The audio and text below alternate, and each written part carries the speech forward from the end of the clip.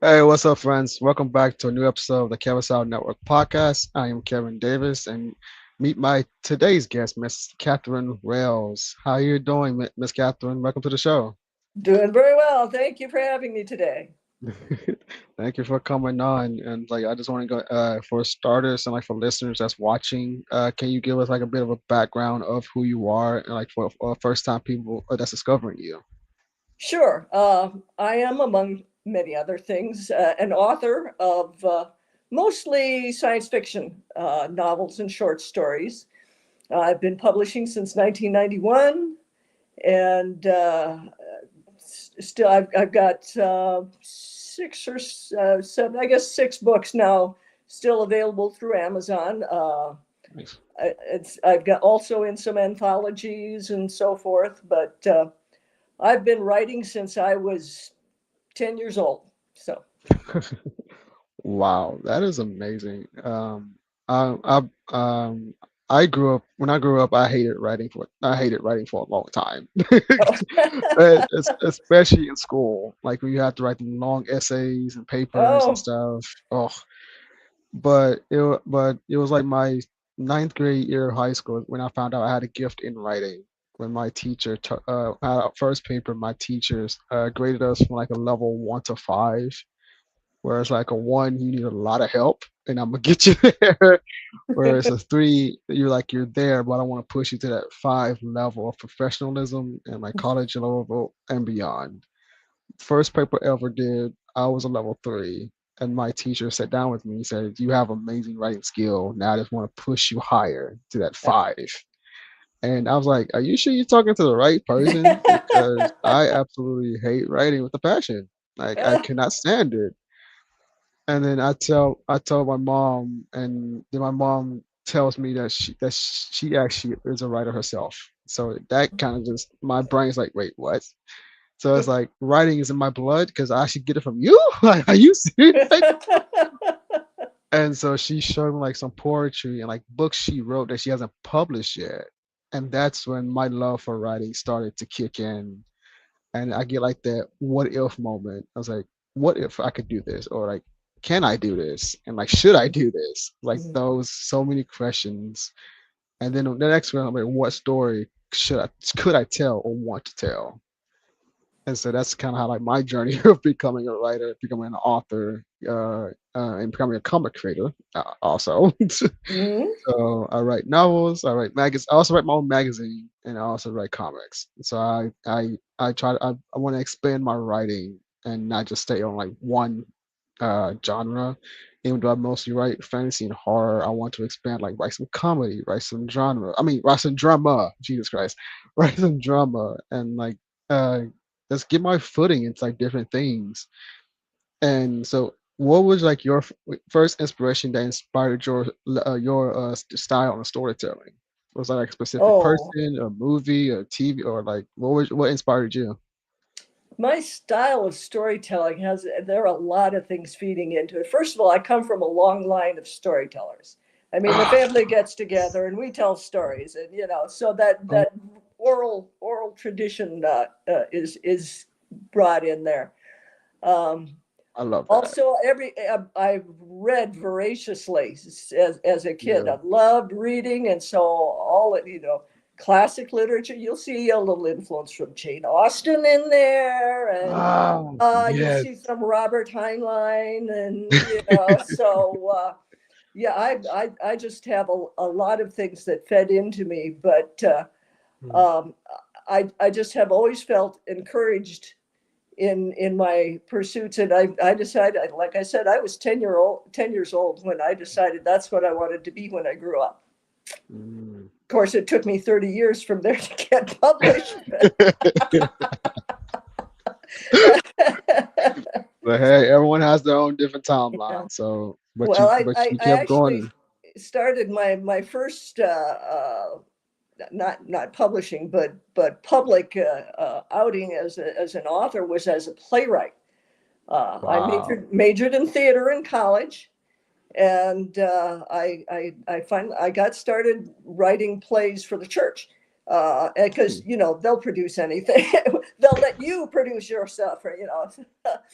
So I had Mm. some success there. I actually had one play that was a semifinalist in the Eugene O'Neill playwriting competition back in the Oh, late '80s, and that was quite a feat.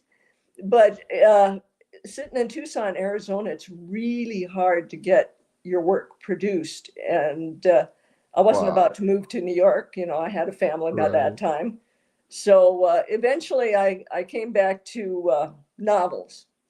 And I Mm. know you're supposed to start with short stories. And I didn't really get short stories. It took me a long time to master short stories. Yeah, And I didn't I start wouldn't say that I've mastered them either. yet. Every now and then I get a good one. Yeah, I was like, I didn't start that route either. I was like, because my imagination goes like beyond short. It goes like I grew up like reading the Narnia books, the Harry Potter, the Tolkien books with Lord of the Rings and The Hobbit, and like my imagination just explodes. And I'm like, I can't really stay short. I Yeah. was like, I have to get it out of my head. So I'm like, you actually do a 10-page short story, it's going to end up like 100 pages because I'm like, I can't really keep a short story going. But I was like, but I was like, well, I haven't mastered it either, but I'm at least try to do short stories at Mm, times, especially like with anthologies and everything. yeah. Can you tell us a bit more about like the anthologies you wrote and like how did Oh, that go about? well, actually, I'm on Facebook. I'm in a couple of groups where they Ah, post open calls for fiction. nice. It's in particular speculative fiction, which is Hmm. where most of my writing falls. Uh, and I have submitted some stuff through that. Most recently, I was in a very interesting anthology called Intergalactic Rejects. And Interesting. Sounds awesome. Sounds awesome. in order to be in this collection, you had to have a short story that had been rejected at least 3 times. And That's it. Wow, that's yeah, and interesting. Okay. yeah, so every professional writer's got a stack of stuff that's been submitted and submitted, and you just have to find the right home for us. Well, this Right. particular short story is called Tears in the Nursery. I counted up, I had submitted it 17 times. And I actually got it Wow. accepted once prior to this to Fantasy Magazine, and then Fantasy Magazine closed before they published it. So I knew it was a good Wow. story. I just had to find the right home for it, and it Right. happened to fit in very well with this theme of intergalactic rejects. So and then Wow. prior. Oh, actually, here's interesting. The first major anthology that I Mm, was in was Redshift, mm. um, and this came out. Golly, I'm going to say um, must have been late '90s, I think, when this one came out. And I was very excited. It was actually a reprint, something I had sold to a magazine. And the Ah, editor mm, of this anthology contacted me and said, I'd like to include your short story Bassador in my upcoming anthology. Sure, he said I can't pay very much. I can only pay $100 for the reprint rights. And I thought, well, that's $100 more than it makes sitting in my file cabinet. So I said, sure, go ahead. So I sent them the script, and we had the contract and everything. And then when the book was published, I got my author copies. There were two of them, and it was a hardcover book. Like, I'm in a hardcover. whoa. And then I look on the cover, and here's with stories by, let's see, was by Stephen King. Yeah, by Stephen King and Harry Oh wow. Turtledove, and oh, her name always slips my mind. She wrote The Sower Went Out to Sow. Uh, anyway, just these fabulous, famous, speculative writers. And here I Yeah. am in the same anthology. And, Wow. time went by, and they sold the soft cover rights, they sold the overseas rights, they sold some other kind of rights, so there's all of this reselling of the same book. Wow. And it it got to the point where it had earned back all of the advances that had been paid, and then they started paying out royalties in, I assume, in equal shares at that point. And I get my first check for royalties on this reprint of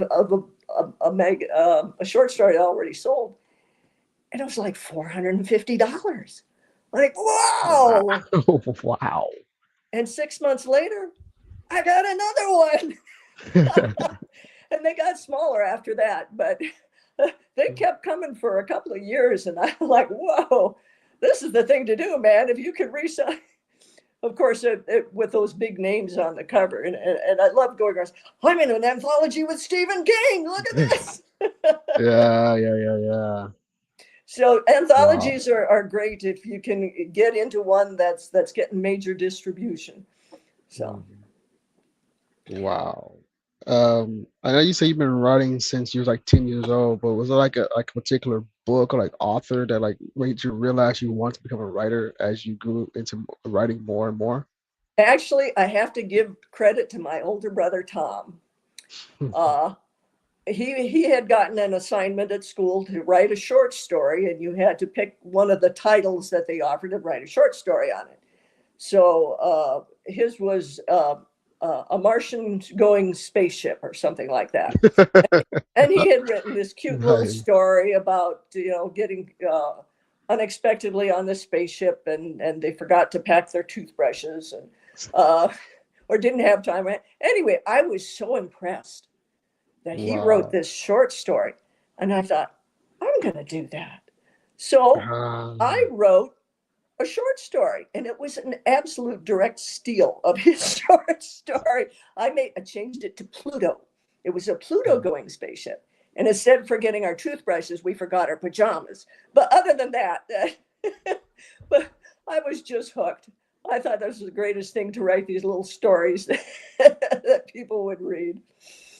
So wow. that was my biggest influence. But uh, growing up, I have to, I loved those Heinlein YA books, and Mhm. I just thought they were the greatest thing. And then I discovered Madeline L'Engle.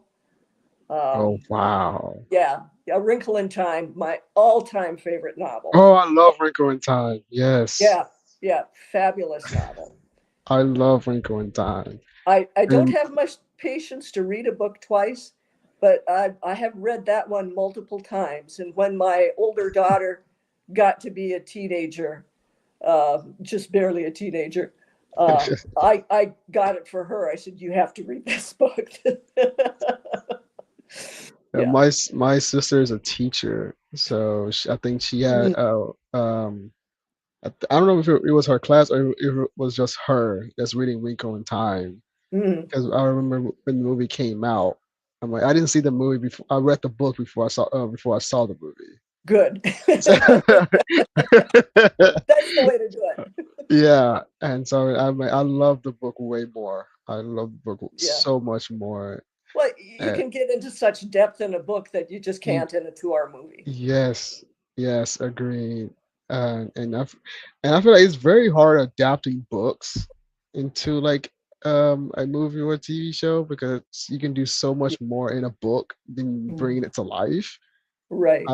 Because so like even though I like watching the adaptations. Like I understand you have to cut Yeah. some things, but still, it just if as a fan you want to see what happened, you want to see what you read in the book in the show or in the movie. But production and stuff Yeah. is a whole different thing.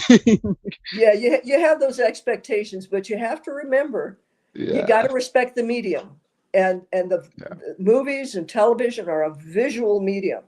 Mhm. And you tell stories differently in a visual medium Oh yeah, than in a written medium. And yeah, well, yeah, you're into comics, it's a yeah. visual medium, and you do things Mhm. differently there than when Oh you yeah. all you have is words. Oh yeah, like when I wrote my first novel I wrote was it's called Jackal Bunny, Uh-huh. and now I've actually turned that into a comic, and it's so different than my book. Isn't it? Isn't it? It's so much different than my book because because like I wrote Jackal Bunny like 3 years ago now, and switching it to making it bringing it to life in a comic. Going back and reading my writing in a novel, I was like, I can make that better. But I'm like, I'm gonna do something like I'm not going. It's like the first few chapters is the same in the comic than like the novel, but after that, I'm gonna have to switch it up to make it more bring more depth to it, if that makes Mhm. sense, in the comic version than the Mm, novel. And so I'm like I'm learning the different mediums from like this is I mean this is the novel version, and this is the comic. Like I'm like you'll see the same process, you'll see the same story in the comic, but it's just tweaked more than yeah, what happened in the novel.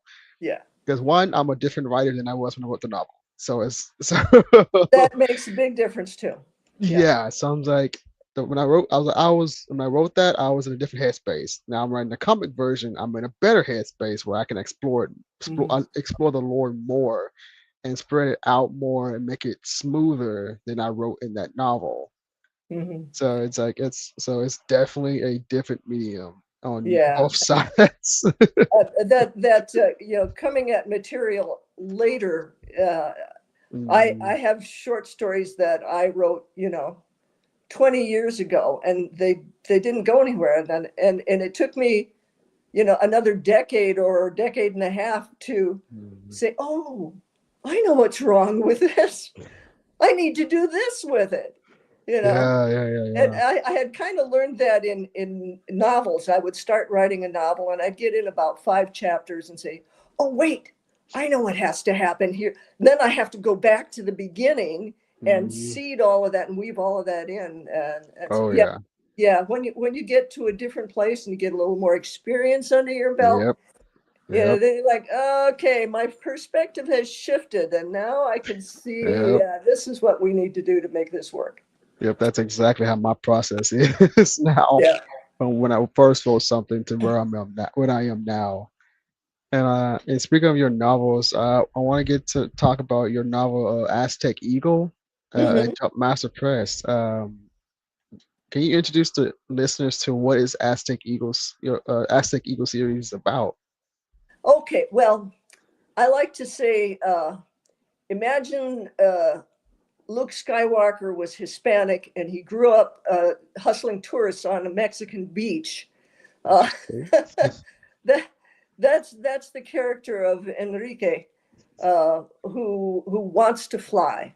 He wants so much to fly, but he's the poor Mexican kid, and fortunately, he is befriended by a pilot from the Peacekeeper Pilot Corps, who is on leave in Mexico, right, R&R, from a war on the first colonized planet of Alpha.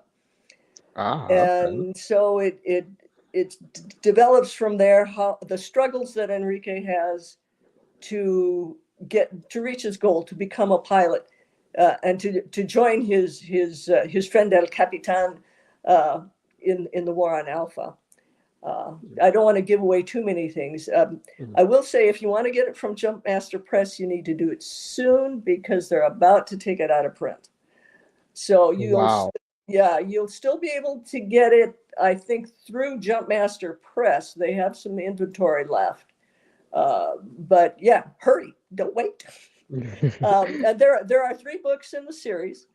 Okay. The first one is Enrique getting to his goal to get to Alfie. The people who live there call it Alfie, not Alpha.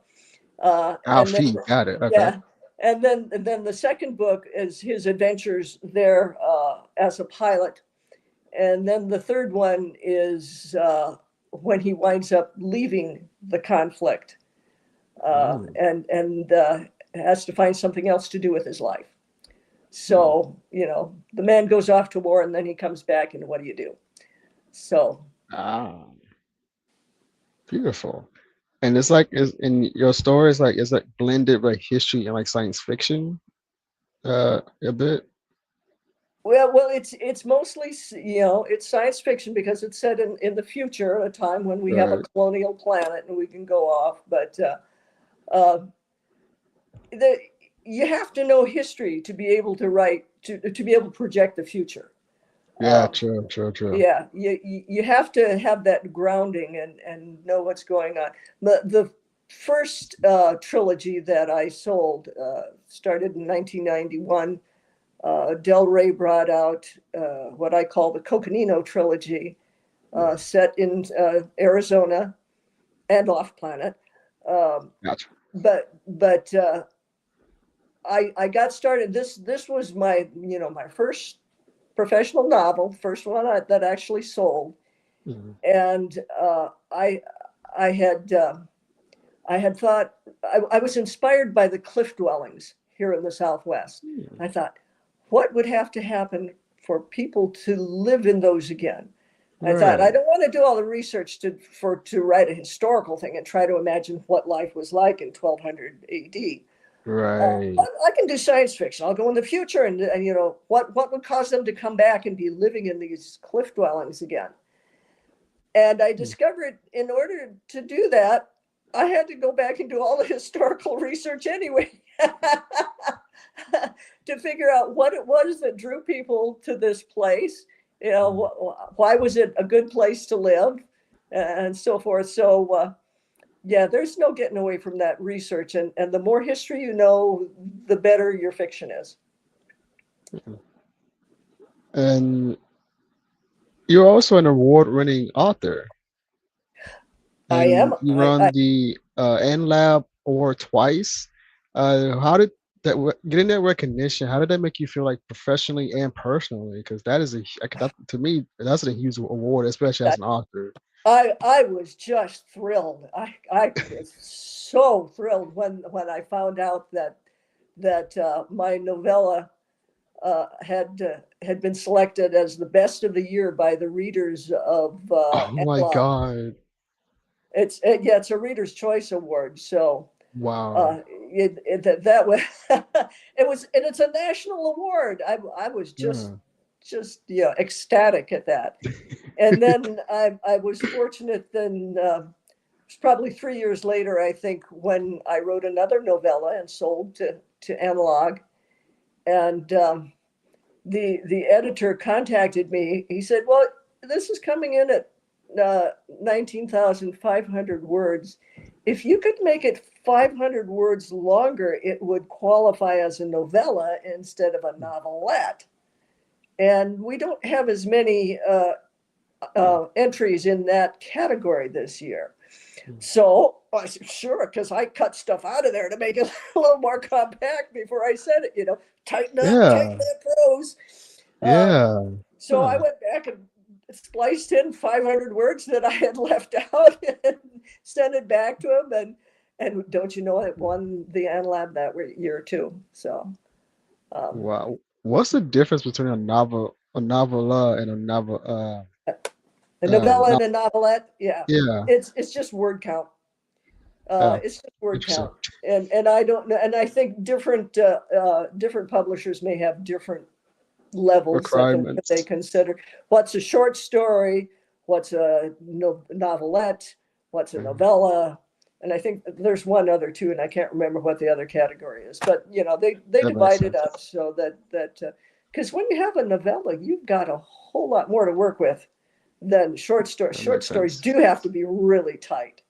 Um, and as I say, Uh, I won't say that I've actually mastered those yet, but mhm. I've had some success with them. Let's say that. Yeah. And I believe you have an other novel called Mother Grimm. Mother Grimm, But yeah, yeah, Mother what Grimm. was that story about? That was set in a future. Now you have to remember this came out in 1997, Gotcha. and Okay. this was Earth following a global pandemic. Imagine Mhm. that wiped out most of humanity, and the little enclaves that survived were in these habitats like I don't know if you've heard of Biosphere 2. Yep. It's the bubble. Yeah. Okay. Yeah, yeah, So yeah. that was the inspiration for the Mother Grimm story, was people Wow. living in this habitat and they're terrified of communicable disease. I mean, they're Mm-hmm. just, they don't want to touch other people. They don't want to breathe anywhere near other people. Mm-hmm. They go out, they keep covered, and masked and all that to avoid being, and so they interact socially.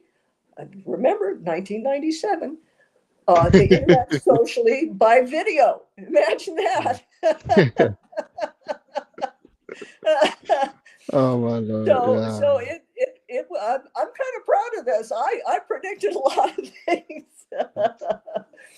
But it's set in Wow. this habitat, and of course the medical oligarchy is in charge of everything because everyone's so afraid of disease, and so the main character, Twyla Grimm, uh, discovers that she is naturally immune to this dreaded disease that they're all hiding in these habitats from.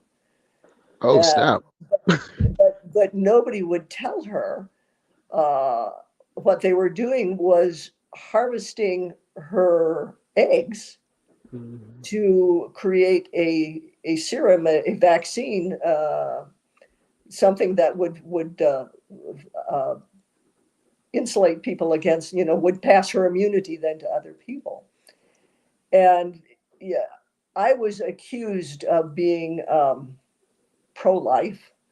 Well, I'm pro all life. I'm sorry, uh, but but I'm not anti-abortion. But I was accused of that because she gets so upset when she finds out they've been stealing her eggs, basically.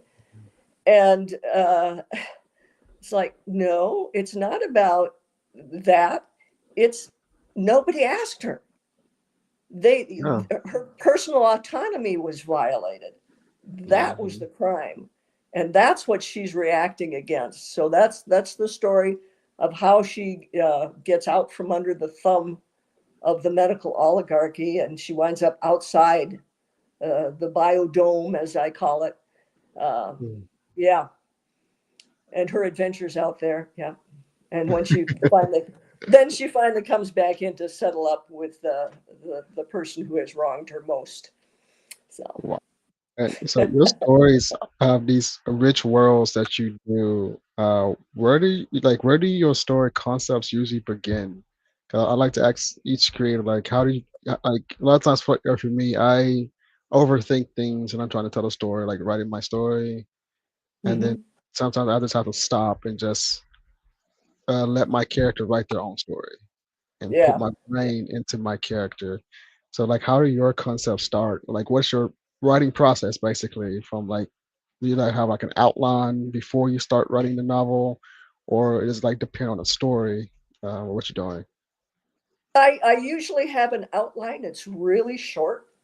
Mhm, My first book, The Earth Is All That Lasts, mhm, had one handwritten page of notes of where the story was going, and for let's see, for Mother Grimm, I might have had two or three again handwritten pages. And oh, incidentally, in the first draft of Mother Grimm was like uh, 250,000 words. It's like, okay, we have to shorten this puppy. wow. So I had to go back and change some things and leave out some stuff. And uh, so that, Mm, yeah, but I start with an outline, but you can't be afraid to shift either.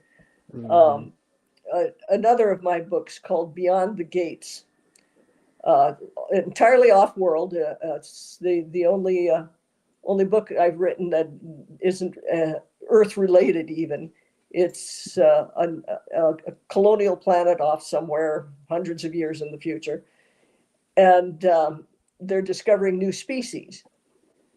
And I started that one with an outline, and we were going to go and find this amazing thing and that amazing creature, and I had something about deadly hot springs that they were, or mud springs. They're coughing up poisonous gas, and I never got to the poisonous gas. This is one of those where I got 5 chapters in and said, "Oh wait, I know how this needs to go." And Ah, yeah, in that case, I went back and I made it a frame story where you hmm, start with a scene, and in this case, it was the elders telling the youngsters the story of our ancestors who blah blah blah blah, and then the main character comes in and takes over. And ah, I was well into the book before I discovered that, oh, I know what the main character has to do. Now, this is after the first, at 5 chapters, you have to go back and start again. right. This was like 2/3 of the way in, and I'm like, shoot, I know what has to happen, but I need another character that's not in the book yet. So I had to go back and write Hmm, this new character into the book so that she could have her dramatic self confrontation moment when she has to make a pivotal decision. Um, hmm, yeah, yeah. So you can't be afraid to deviate from your outline and go back and do where the characters lead you, where the story takes you. Yeah. and what was like your process with like Jump Master Press? Like, how did that connection come about, and like, how was your process publishing with them compared to your other works? Oh well, that's I had three books put out by Del Rey, and then they were no longer interested in me because the books hadn't sold well enough. Hmm. And then I had two more books. Rock Books picked me up and did 2 books for me. But when I pitched them the Aztec Eagle, uh, they passed, and it got sent around to. I had an agent at that time who sent it to Hmm. the appropriate publishers, and no one was interested. So here I am with this book that I love. I mean, I love this character. I love this storyline. And what do I do with it? Well, I sat back and started writing short stories. But then e-publishing came along, Hmm. and I came across a publisher who was looking for material. So I sent them the Aztec Eagle, Hmm. and they it, it was called E-Press, one of the very first early e-publishers, Hmm. and they brought it out. And in 2011, it was put up for the Epic Award, which was e-publishing something something Epic. Um, Got you, yeah. yeah, and that was 2011, and that it was a finalist. And then the second book in the series, Crystal Desert, they had just gotten it ready to go out on Amazon when both of the women who were running ePress passed away, Oh man. and the company was gone. You know, Oh wow. so there, all the rights were reverted to me, and there I was with no publisher for this book. And again, I concentrated on short stories for quite a while because the e-publishing just threw the market into upheaval. The whole Really? industry, it has changed so much since I started in 1991. Um, and it was years before I told you this, the one of these groups on Facebook where they they post opportunities to submit manuscripts, and Jumpmaster Hmm. Press showed up. So I sent them Aztec Eagle, explained the whole thing about it had been published, and but the publisher folded basically, and so the rights were mine again, and here it was available, and they took they took me on. They brought out the Aztec Eagle and then the Crystal Desert, And by that time, I had written a third one in the series, which I call Eagle Unbound, and they brought that one out too. But they have such an interesting sales model. And again, this is all with the new with e-publishing. Mm, Anybody can publish a book, and to stand out from the crowd today is a whole lot harder than it was 25 mm, years ago. mm, And but their publishing model is they go around from uh, convention to convention to convention with their mobile bookstore, their traveling bookstore, and they sell their books at this Comic Con and that Comic Con and other conventions. Um, and unfortunately, mine just didn't sell well enough for them to keep it up. So we are in the process of parting company. I may or may not look for another publisher at this, but I hate to tell you this. I'm 73 years old. uh, I'm winding down. I may take this as a sign that it's time to maybe go back to the short stories again and maybe just take a little time to relax. I probably won't stick to that because I love writing, and when I get involved in a writing project, it's just that's my happy place. I just love to be there. So I will undoubtedly get back to it. But right now, I'm taking some time to reassess and see where I want to go from here. Oh, can't hear you. Sorry, lost your mic. sorry, I was muted for some reason. But Okay. I was saying writing is like my therapy. That's why I write so much because Mm, my brain goes like a million miles per hour every single day, and so I just have to get it out of my head so it stops lingering so much. yeah. Yeah. Right. And so I'm like, I write because I write from poetry, I write to my magazine, my novels, my comics, and then I write some random blabber that's not in my story, but just to write something just to just to keep my mind focused. Right. Right. And outside of writing, is there like other like personal things like that you like get you in the zone and just like just have like relax and just have some fun when you're not writing? Yeah. Um, I have other passions. Mhm. I'm a musician. I play bass guitar with a small Oh, jazz combo just up at our church. And I'll be the first one to admit I'm a hack. Okay, I'm not a great bass guitar, but I'm good enough. I'm good enough for this venue, and I do enjoy it. I enjoy it a lot. Uh, I like being outdoors when it's not 107 in Tucson. Uh, and I like hiking, and I get some of my best writing ideas come together while I'm hiking. It mm, frees my mind and allows me to just let those thoughts roll. And yes, yeah, yes. I've gotten a great deal of inspiration from that.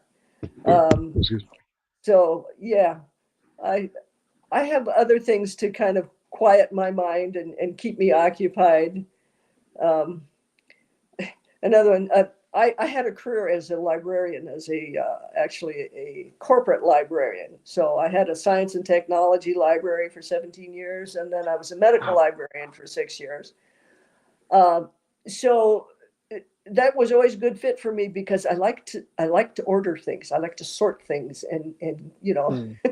this goes here, this goes there. But you should see my shopping cart. I go to the grocery store. All the frozen things here, all the fresh Yeah, fruit. yeah. um, another one of my things is I start cleaning closets. As pulling. Okay, well, do I need this anymore? No, I don't. Well, maybe this would be better if I put it over there. So I do have ways to keep myself entertained, but I get restless. I get restless. I want to get back to writing. So Yeah, I it'll love happen. that. I Yeah, it'll love happen. that. That's especially with the hiking and just going out in nature and just feeling the breeze, Mhm. just going like through your head, like not through your head, but just feeling the air on your Yeah, head, just resting your brain a bit. I love that. When it's not too hot, I do want to like go outside and walk, like walk around my neighborhood or like Mhm, walk at the mhm. park. Yeah. Um, I mean, it's like like like a hiking part up the street from me that I go and like walk in the forest and just I, relax. It's so beautiful. I, I love hiking up where there's water running, where you can hear the stream. Oh Oh, yes. that's the best. Oh, it's so peaceful. Like sometimes I try not to fall asleep because it's so freaking peaceful. But looking ahead, where can like listeners like find your books so we can support you and like read your Well, stories? most of my books are still available on Amazon, so it's real Mm. easy. Go and look up Catherine Wells. You'll also find my little biography there. If you click on my name, it'll take you to my author page with my biography, where I get to have make a little fun of my children and things like that. Um, but yeah, they're mostly available there on Amazon. The backlist, so the Coconino trilogy is there. Mother Grimm is there. Ah, Uh, nice. yeah, Beyond the Gates is there. Oh, and this little puppy is there. Oh, look at This is that. my That's one and only beautiful. historical fiction called Macbetha. And Wow. it is when I was, well, at one point in my career, I had an opportunity to be leafing through a biography, biography reference, and I came across an entry on Macbeth. And it said Macbeth was actually a fairly good king. He reigned for 17 years, Mm, and he claimed the throne in his own name and in his hmm, wife's name. I'm like, wait, how does his wife interesting. figure in here? And All right. how did this, where did the Yeah. story get twisted? So Yeah. I had to go into it, and I did a ton of research, Mm, and I discovered some crazy things. First of all, history. If you try to do historical research, you will find that the sources don't agree. That mm. they're all biased. They're biased one way. History is Interesting. written by the Wow. winners, right? And sometimes it takes a long time to dig through, and so there was a lot of different opinion on what kind of king he was and how he came to power. And Mm, since there's so much disagreement, and since so there are very few sources from that time period, I mean, that we're talking, he died in 1057. How long ago is that? a long time And ago.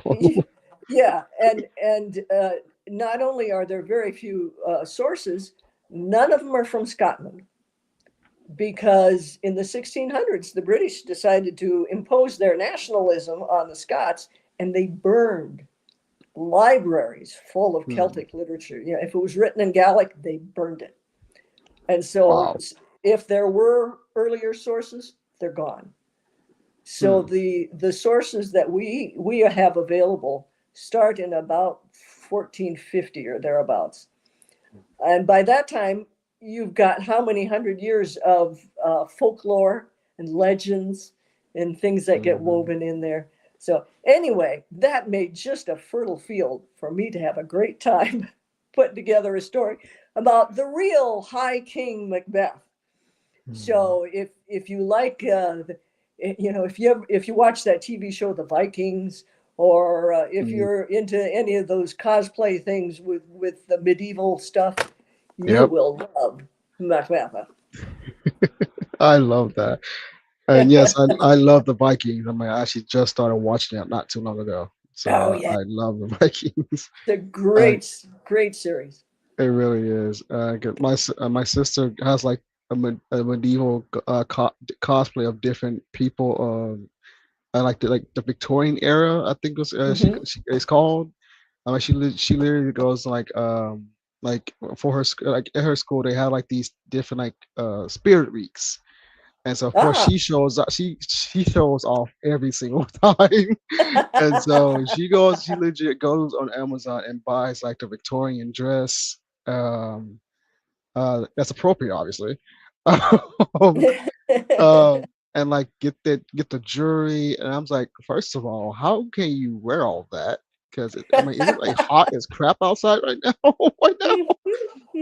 Yeah, But it's so freaking beautiful, and like I'm getting to cosplay, so I'm like, what did the Victorian men wear? Because I'm starting to get really curious about it more and more every time I see my sister dress up during those yeah, times. yeah. So it's Well, very Victorian interesting. era, at least the men got to wear long pants. Medieval times, it was knee pants.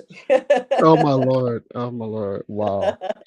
Uh, but before we hop off, first off, thank you so much for coming on Was my and pleasure. telling us about your stories. Where can we like follow you on like socials, like a website, to keep up to date with you? You can follow me on Facebook, and I'm at Catherine.wells.733. So that's where you can find me, and I'll try to keep posting updates. I admit I'm not very good about it, but I do try to get on there, 2, 3 times a month at least, and check what's going on and post the latest news. So All right, guys, and make sure you go copper book at jumpmasterpress.com. But you said I have a few more up there for Aztec Eagle, so, and make sure they, you go up I there. think there's still a few up there for that. Uh, Or if you catch Jumpmaster at one of the conventions, you may ah, find they've got a little stock left to sell off. So. awesome. Well, Or if you're guys, going to be in Tucson, you can come to TusCon, and I'll have them hey, for there sale we go. there. There we go. You heard it from her, guys. Let's go Yeah. support and show some love. And if you want to follow me, I'm on Facebook at I am Kevin Davis CEO and Instagram at I am Kevin Davis Official. And thank you again so much, Catherine, for coming on. And thank you guys for watching. And I'll see you guys next time on the Kevirsyle Network podcast.